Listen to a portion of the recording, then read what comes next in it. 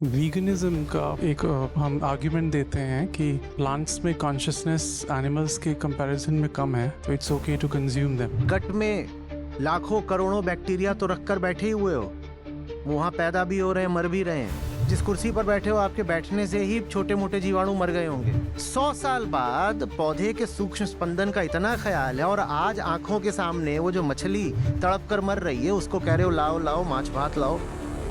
तो बकरा खाने वाले हो, वो 1 किलो बकरा खाने के लिए 20 किलो पौधे मारने पड़ते हैं। ये पौधा है, हमने कहा इसमें भी जान होती है। अब ये मनुष्य है, ये पशु है, इसमें भी जान होती है, तो चलो मनुष्य को भी खा जाते हैं। क्या समस्या हो गई? पक्षपाती क्यों हो रहे हो? अरे वो प्रोटीन है, और भारत में बहुत प्रोटीन डेफिशिएंसी है। 120 किलो के ताऊ जी मरे, सोचो कितना प्रोटीन होगा। बात समझ में आ रही? इशारा किधर को है?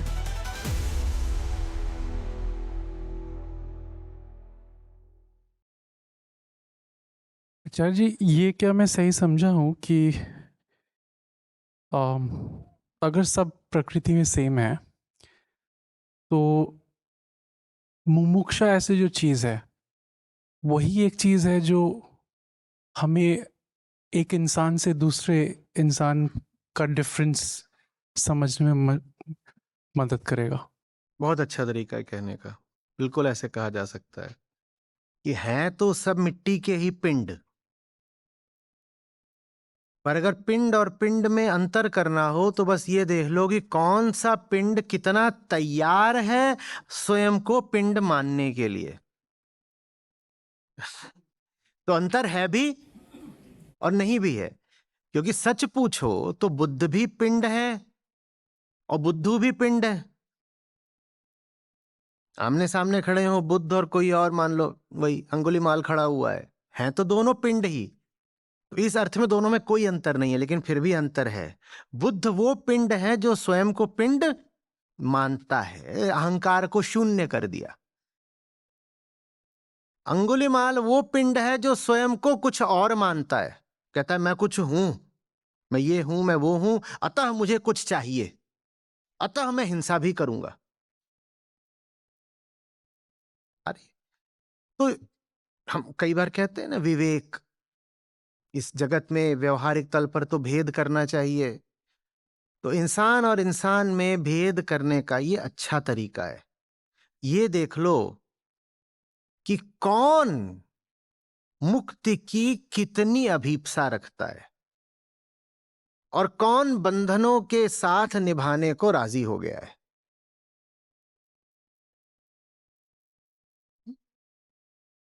ये नहीं कि कितना पैसा किसके पास है, रुतबा किसका है, अनुभव किसका है, उम्र किसकी है, आकर्षक कौन है दिखने में, रूप रंग। इंसान और इंसान में भेद वैसे तो होता नहीं, लेकिन होता भी है। और तो भेद करने का तरीका यही है, देख लो मुमुक्षा किसमें कितनी है। उसी को फिर आप चेतना का स्तर भी बोल सकते हो। हम कई बार कहते हैं ना, चेतना का स्तर ऊंचा होना चाहिए। हाँ, तो चेतना के स्तर का जो जो जो जो इंडिकेटिव, जो प्रॉक्सी वेरिएबल है, वो यही है। कौन कितना अपने आप को पिंड ही देख पा रहा है और कौन कितना अपने आप को लेकर गलतफहमी में है। माने ये कि आत्मज्ञान किसको कितना है, इसी आधार पर व्यक्ति और व्यक्ति में अंतर कर लेना। ये सब बातें मिली जुली हैं, एक ही जगह आ जाएंगी। मोक्षा किसमें कितनी है, चेतना का स्तर कितना है, आत्मज्ञान कितना है, एक ही बात। ये सारी बातें इसलिए कही जा रही हैं क्योंकि ये सारी बातें एक तरफ, और रूप रंग, क्षेत्रीयता, भाषाई भेद, आर्थिक भेद, ये सब एक तरफ। उन आधारों पर अंतर व्यर्थ है। एक ही कुम्हार होता है, वो घड़े बना रहा होता है, वो किसी घड़े को काला रंग सकता है ना, तो घड़ा अलग हो गया क्या? क्या तुम रंग के आधार पे अंतर कर रहे हो? क्या अंतर कर रहे हो?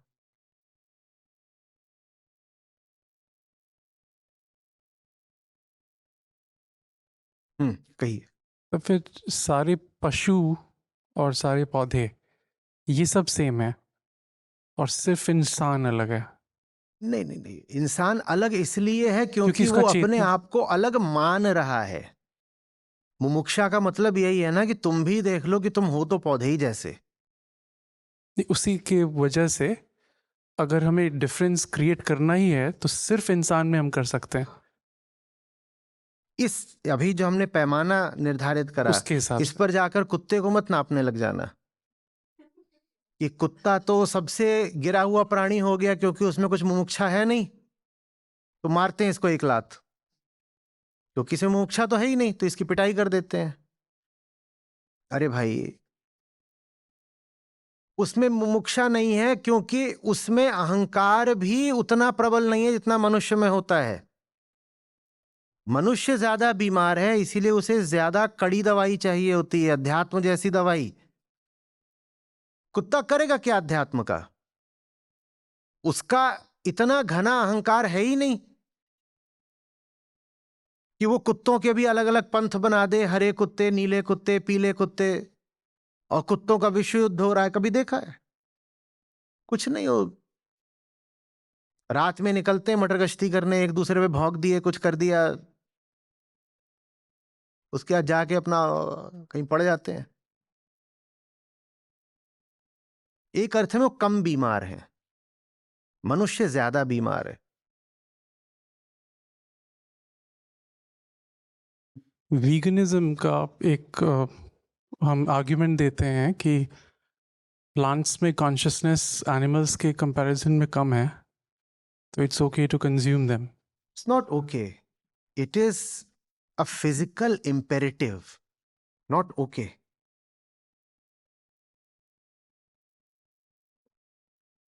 ठीक वैसे जैसे कि सांस लिए बिना जियोगे कैसे, और सांस लेते हो तो कुछ माइक्रो ऑर्गेनिजम्स तो जाते ही हैं भीतर और उनकी हत्या तो हो ही जाती है। ठीक वैसे जैसे गट में लाखों करोड़ों बैक्टीरिया तो रखकर बैठे ही हुए हो, वो वहां पैदा भी हो रहे हैं, मर भी रहे हैं, तो वहां तुम्हारे पास चुनाव ही नहीं है। वो एक अस्तित्वगत विवशता है, उसका कुछ कर नहीं सकते। लेकिन यहां चुनाव उपलब्ध है कि सेब खाना है कि बकरा खाना है, कि लौकी खानी है या मछली खानी है। तो जब वो चुनाव उपलब्ध है तो कर लो ना चुनाव। जहां चुनाव है ही नहीं उसका क्या करोगे? आप जिस कुर्सी पर बैठे हो, आपके बैठने से ही छोटे मोटे जीवाणु मर गए होंगे, तो क्या करोगे अब उसका? उसका हम कुछ कर नहीं सकते क्योंकि चुनाव उपलब्ध ही नहीं है। और जिस हद तक चुनाव उपलब्ध है उसका सही इस्तेमाल करो।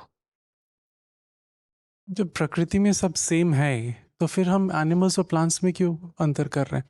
हम क्यों चूज क्योंकि कर रहे अभी हैं? तुम वो हो जिसे दुख होता है, और इस अर्थ में जो जानवर हैं वो तुम्हारे जैसे हैं। तुम वैसे हो जाओ जैसा आज कृष्ण कह रहे हैं कि सब भूत बिल्कुल एक जैसे दिखाई दे रहे हैं, बिल्कुल एक जैसे, तब मत करना अंतर। अभी तो तुम वो हो जिससे अंतर दिखाई देता है ना। अभी तुम्हारे भीतर कोई बैठा है ना, दुख अनुभव करता है, कोई है ना। हाँ, तो वो जो तुम्हारे भीतर बैठा है जो दुख अनुभव करता है, वो मिलता जुलता जानवरों में भी है पर पौधों में बहुत कम है। और चूंकि तुम्हारे जीवन का उद्देश्य ही है दुख से मुक्ति, तो कोई ऐसा जिसे तुम्हारे ही समतुल्य दुख मिलता है, उसे और दुख दे करके तुम तो दुख के पक्ष में खड़े हो रहे हो ना। और जीवन का उद्देश्य क्या बोल रहे हो? दुख से मुक्ति। दुख से मुक्ति। और जो तुम्हारे ही जैसा है बिल्कुल, वो भी दुख अनुभव करता है, और शरीर के तल पर तो बिल्कुल ही तुम्हारे जैसा है। तुम्हारा तुम्हारा हाथ टूटे, तुम्हें जो दुख होगा, वैसा ही कुत्ते की टांग टूटे तो उसको भी होगा। ठीक है? तुम कह रहे हो मेरा जीवन इसलिए है कि दुख से मुक्त हो जाऊं, तो तुम्हें उस चेतना का सम्मान करना पड़ेगा ना जो उठ करके दुख से मुक्त होती है। वैसी ही चेतना वहां उस कुत्ते में भी है, उस बकरे में भी है, उस मुर्गे में भी है। तुम्हें अगर उसकी चीख, उसके खून से संवेदना नहीं हो रही, तो वैसी ही चीख जब तुम मारोगे और वैसा ही दर्द जब तुम भुगतोगे, तो क्या तुम्हें स्वयं के प्रति भी संवेदना होगी? हो पाएगी क्या? और जब स्वयं के प्रति संवेदना ही नहीं होगी, तो स्वयं को तुम दुख से मुक्त क्यों कराओगे? क्योंकि बात इसकी नहीं होती कि मेरा दुख कम हो जाए। जब तक मेरा बचा हुआ है कि मेरा ही दुख कम हो जाए और किसी का ना हो, तो दुख कम होगा भी नहीं। दुख उनका कम होता है जो कहते हैं दुख ही कम हो जाए। जो कहेगा सिर्फ मेरा दुख कम हो जाए, भले बकरे का सर कटता रहे, उसका दुख कम नहीं होगा, क्योंकि वो अभी कह रहा है मेरा दुख कम हो जाए। बताओ उसका दुख क्यों नहीं कम होगा? क्योंकि मेरा ही तो दुख है। ये जो मेरा और मैं है, यही तो दुख है ना। तो कोई व्यक्तिगत आनंद की कोशिश करेगा, नहीं मिलेगा, क्योंकि जो व्यक्तिगत है वो तो दुख है। तो व्यक्तिगत आनंद मांगना माने दुखी आनंद मांगना। कोई कहे मेरा दुख कम हो जाए, तो वो कह रहा है दुख का दुख कम हो जाए, क्योंकि मैं क्या है? दुख उनका कम होता है जो कहते हैं दुख ही कम हो जाए। मेरा दुख नहीं, समष्टि का। समष्टि का। मेरे पास जब भी कोई आता है, कहता है कि बहुत कोई घातक घटना घट गई है मेरे अतीत में, अभी किसी प्रियजन की मृत्यु हो गई है या ऐसा कुछ हो गया है, क्या करूं, झेला नहीं जा रहा है। मैं कहता हूं औरों का दुख कम करो। वो आसानी से मानते नहीं, वो कहते हैं नहीं मेरा दुख कैसे कम हो ये बताइए। मैं कहता हूं औरों का दुख कम करो। कोई कहे मेरे परिवार में ऐसी घटना हो गई, कोई चला गया, मैं कहता हूं जो आपके परिवार में घटा है वो औरों के परिवार में भी घटने जा रहा है, देखो अगर उसको रोक सकते हो तो। अपना दुख कम करने का और कोई तरीका ही नहीं है दूसरों का दुख कम करने के अलावा। अपना दुख कम करने की कोशिश करोगे तो अपना तो बचा रह गया ना। अपना कम किया भी तो किसका? अपना। सुख मिला भी तो किसे? मुझे। और ये जो अपना, मैं, मुझे, मेरा है, यही तो दुख है, इसको तो बचा ले गए ना। और जब मुझे दुख है पर मैं दूसरे के दुख को कम कर रहा हूं, तो उसका दुख भले मैं ना कम कर पाऊं, पर मैं किसको भूल गया? मेरा। वो भूल गया ना। अभी मैं किस पर ध्यान केंद्रित कर रहा हूं? उस पर। मुझे उसका दुख कम करना है। हो सकता है मैं असफल रह जाऊं, उसका दुख ना कम कर पाऊं, पर उस प्रक्रिया में मैं किसको भूला, मैं किसको लांघ गया? मेरा को। अब दुख कम हो जाएगा। जिनको अपना दुख कम करना हो, वो दूसरों के दुखों पर ध्यान देना शुरू करें। अपने और दूसरे के दुख को एक जानना ही करुणा है।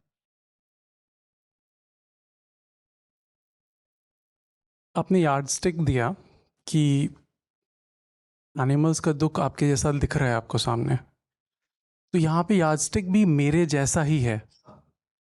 तो अब प्लांट्स को के साथ जो हो रहा है हमें अभी तक साइंस से पता नहीं चला एग्जैक्टली, राइट? उनमें ब्रेन नहीं होता, जेलीफिश का भी ब्रेन नहीं होता है।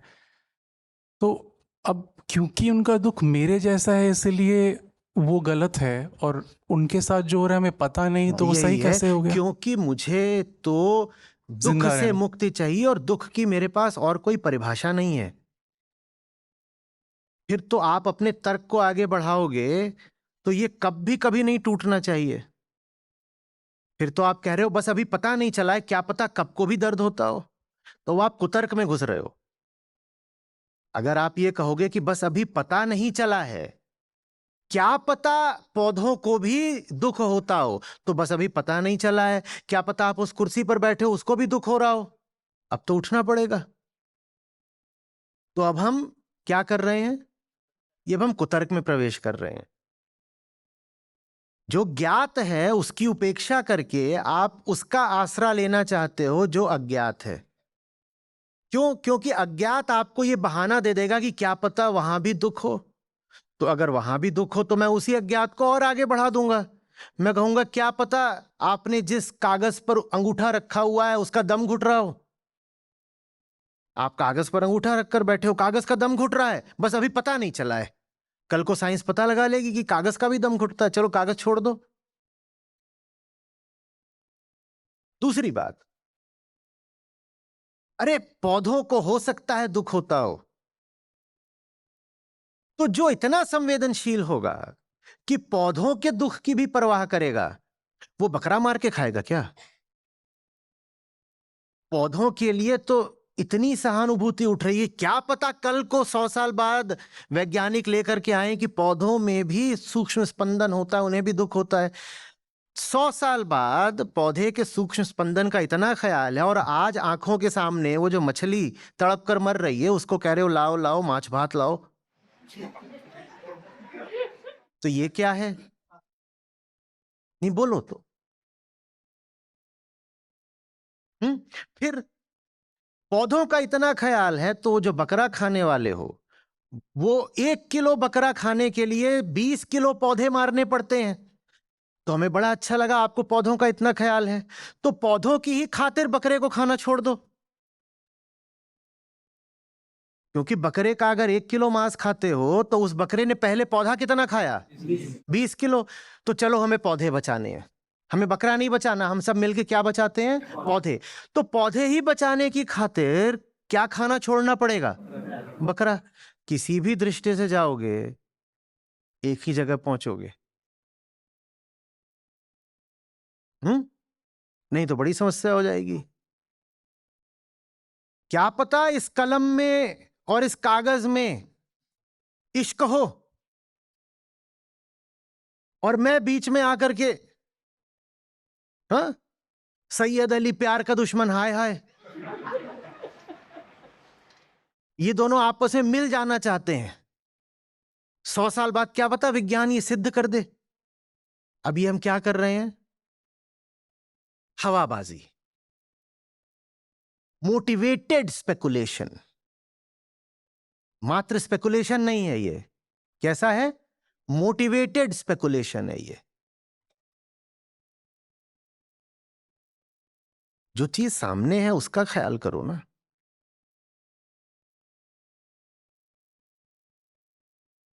फिर आगे बढ़े और अच्छा ठीक है, तो पौधों में भी चेतना होती है और पशुओं में भी होती है। इससे हम किस बात को जायज ठहरा रहे हैं? हम अगर तर्क दे रहे हैं, ज्यादातर लोग जो कहते हैं पर पौधों में भी तो जान होती है ना, वो ये कहकर क्या जायज ठहराना चाहते हैं? कि पशु को खा लो, क्योंकि पौधों में भी जान होती है तो पशु को खा सकते हो। चलो इसी तर्क को आगे बढ़ाते हैं। तो ये पशु है, ये पौधा है, हमने कहा इसमें भी जान होती है तो पशु को खा सकते हैं, तो ठीक है। अब ये मनुष्य है, ये पशु है, इसमें भी जान होती है तो चलो मनुष्य को खा लेते हैं।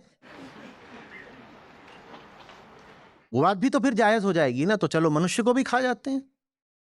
क्या समस्या हो गई? इतने मर रहे हैं, काहे को जलाते हो उनको?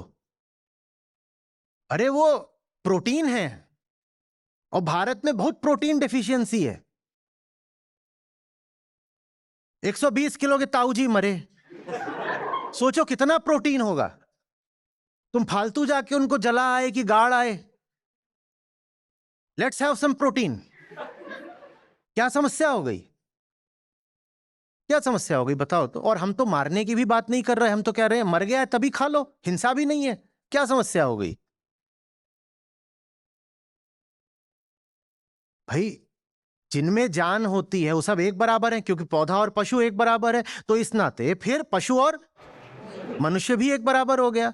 अगर पौधा और पशु एक बराबर है क्योंकि दोनों में जान होती है, तो फिर पशु और मनुष्य भी एक बराबर है क्योंकि दोनों में जान होती है, तो फिर मनुष्य भी खा लो ना। मनुष्य में क्यों रुक रहे हो?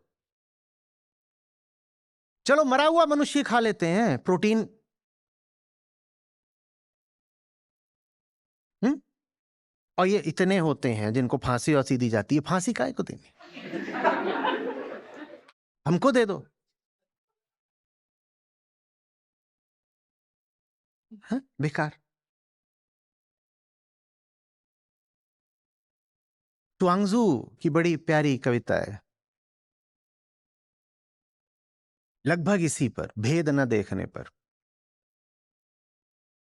कहते हैं चुआंगजू मरने वाले थे तो उन्होंने कहा ऐसे ही ले आके छोड़ देना। तो उनके आसपास कोई थे, बोले क्या बोल रहे हैं आप, ऐसे छोड़ दें आपको? कहीं भी रख के छोड़ दें? बोले देखो, कहीं भी रख के छोड़ दोगे तो चील कौए खाएंगे, और कहीं गाड़ दोगे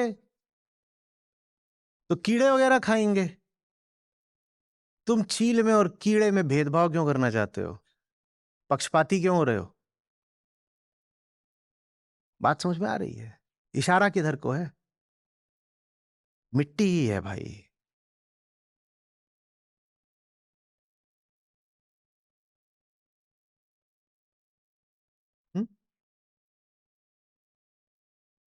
आगे बढ़िए।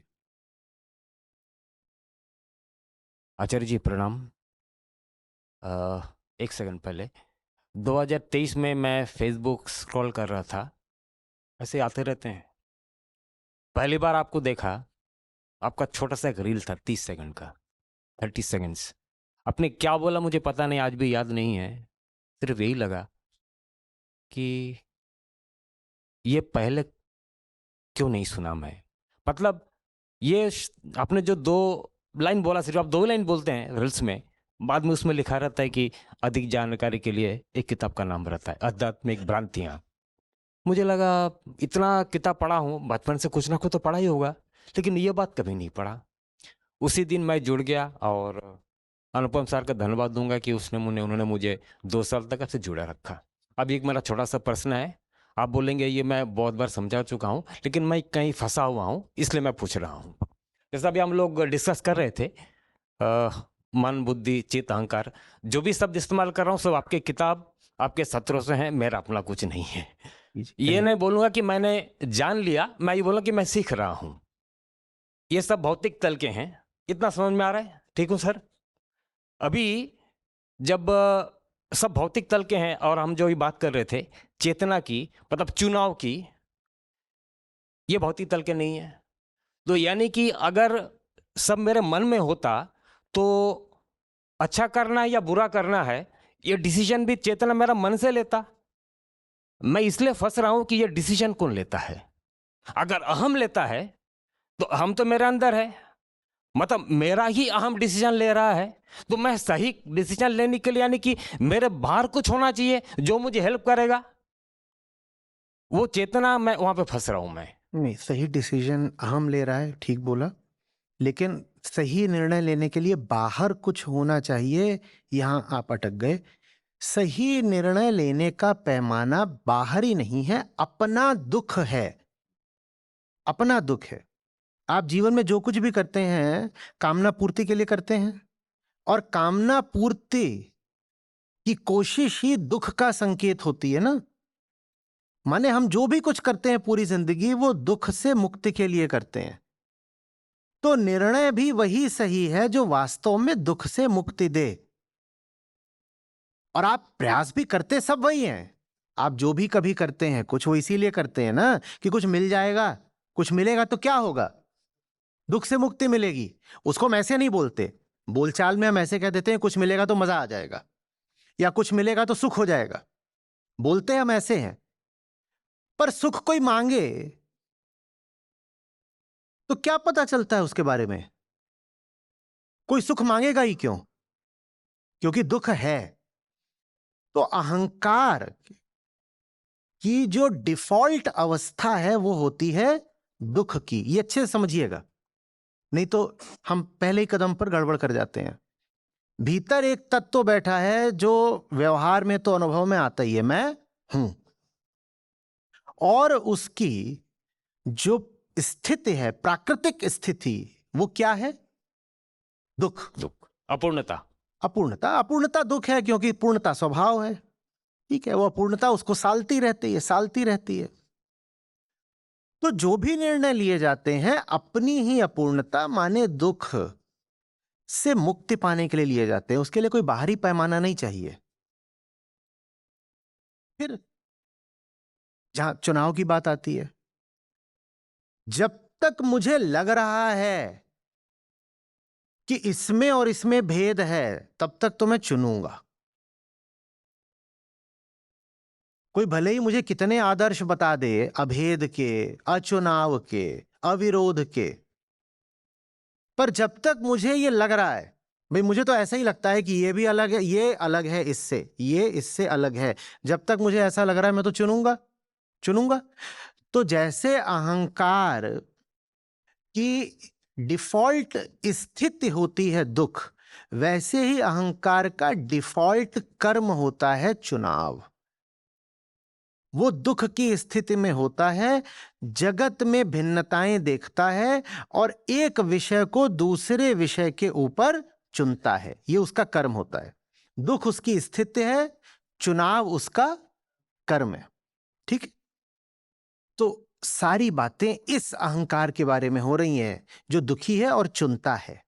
और उसको कहा जाता है कि बेटा, जब तुमको चुनना है ही, क्योंकि बिना चुने तो तू मानेगा नहीं, तुझे तो अपने होने में पूरा यकीन है, तो तू तो चुनेगा। मैं कितना भी बोल दूं अचयन, पर तू तो चुनेगा। तो जब तुझे चुनना है ही, और जब तक तुझे लग रहा है कि तुझे चॉइस, विकल्प उपलब्ध हैं, तब तक उसको चुन जो तुझे मुक्ति दिलाता हो तुझसे। इसी को और आप अगर परिमार्जित करोगे तो ये ऐसे कहा जाएगा कि उसको चुनो जो तुम्हें चुनने से ही मुक्ति दिला दे। Choose in a way that makes you choiceless. या ऐसे कह दोगे कि सही चुनाव आपको निर्विकल्पता की ओर ले जाता है। सही विकल्प चुनोगे तो निर्विकल्पता की तरफ बढ़ोगे। या right choice will lead you to choicelessness. पर चॉइसलेसनेस होती है कौन सा तल? परमार्थिक। हम व्यवहार के जीव हैं, और व्यवहार के जो जीव हैं उनको चुनना पड़ेगा। क्या हो गया? क्या चुन लिया?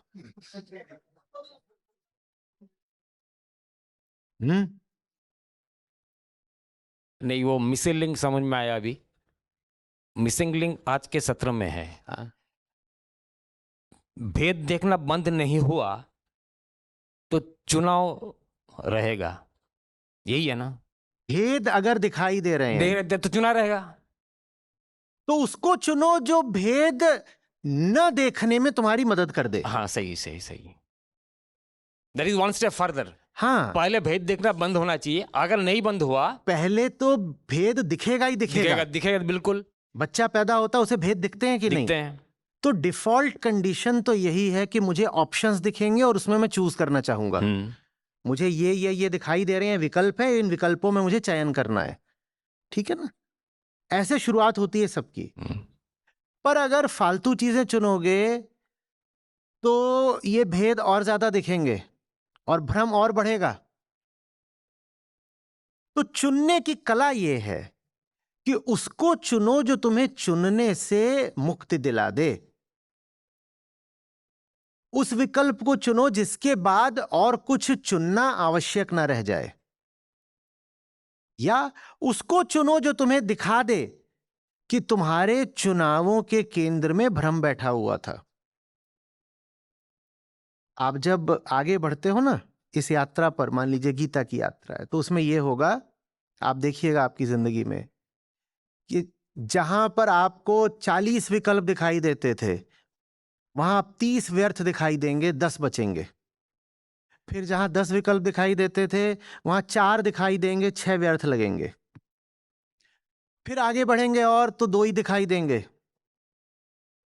फिर और आगे बढ़ेंगे तो विकल्प दिखना ही बंद, एक राह दिखाई देगी, उस पर आगे बढ़ जाओगे और जिंदगी अमृत हो जाती है अब, क्योंकि चुनने के झंझट से बच गए। अब ये सोचना ही नहीं है कि किस दिशा जाएं, वो दिशा तय हो चुकी है।